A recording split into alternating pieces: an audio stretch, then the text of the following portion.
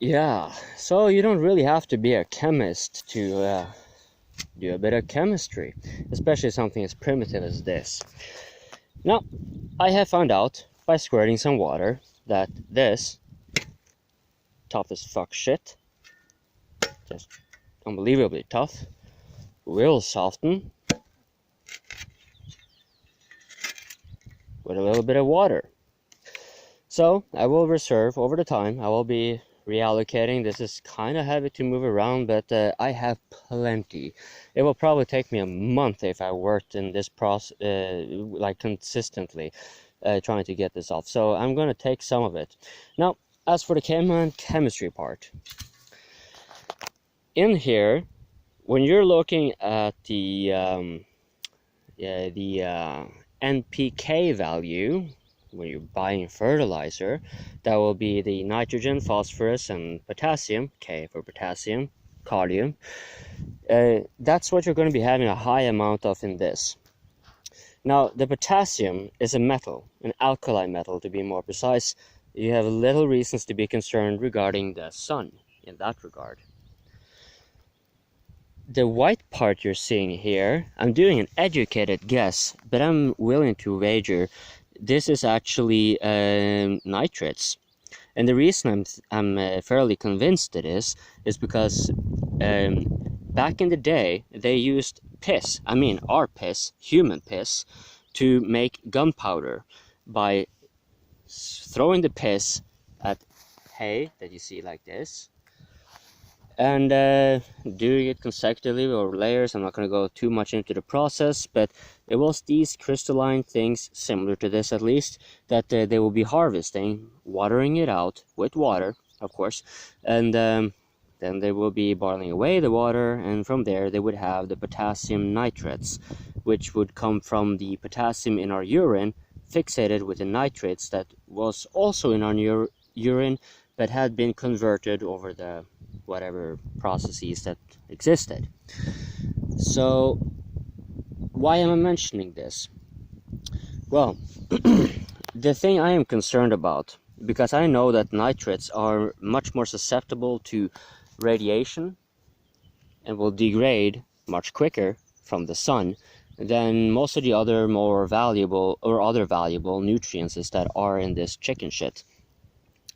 So what I am going to do is, I'm going to do like I did there. Try to wash it in water so it soaks down and is thus protected.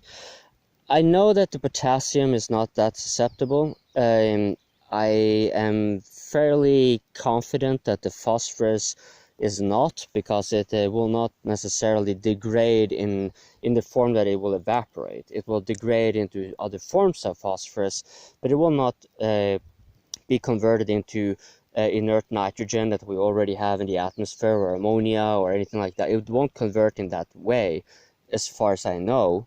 If you know better, then please tell me. But as far as I know, it won't. So I'm not too concerned about that. I'm not too concerned about the potassium metal, because a metal will typically not evaporate for very obvious reasons. I hope you understand. So what I am going to do is splash a little bit more water here, simply to have more of the nitrates, the white part, where I suspect most of the nitrates are, to be soaking in and thus be protected from UV radiation. However, the amount of shit that I have to throw on here is very much so an overkill here, especially since I'm not going to put it there, because that is experimental for other reasons. So what I am going to be doing is I'm going to be taking some of that shit somewhere around everywhere, and then I'm going to be right before it's raining, I'm going to be making a haul to get even more of that shit to use. But as for a matter of caveman chemistry, yeah, you don't have to be a chemist to understand the concept of it. Nitrates are soluble in water and also susceptible to degradation. The potassium, not necessarily soluble in water, but also not susceptible to radiation. No, that the phosphorus I meant, sorry. Phosphorus is not very soluble and not very susceptible to radiation.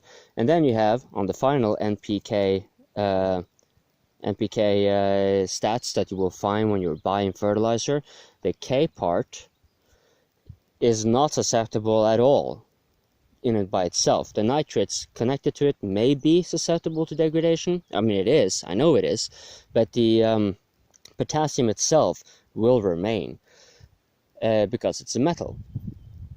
So, utilizing that concept, splash a little bit water, have the nitrogen, or the nitrates more specifically, soak in and be covered within the mass of carbon and all that kind of stuff. The phosphorus will inevitably be utilized one way or the other, and the potassium, which is soluble, potassium is always soluble in water. This means that because I have placed this on a higher altitude, everything that pours down of nitrates and potassium will benefit further down. Yeah, I'm a little bit heat stroke, but that's pretty much it. I should definitely fuck that. Well, now that I see it having some shade against the screen, I realized that I have been rambling for a bit. It's needing editing. In any case, ciao ciao.